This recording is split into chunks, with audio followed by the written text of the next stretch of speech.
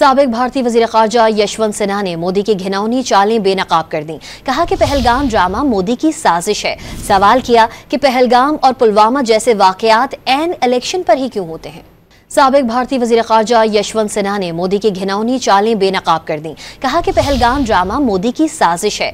سوال کیا کہ پہلگام اور پلوامہ جیسے واقعات عین الیکشن پر ہی کیوں ہوتے ہیں۔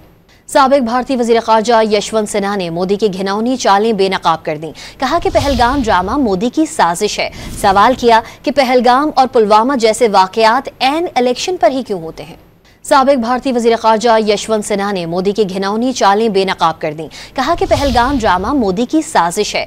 سوال کیا کہ پہلگام اور پلوامہ جیسے واقعات عین الیکشن پر ہی کیوں ہوتے ہیں۔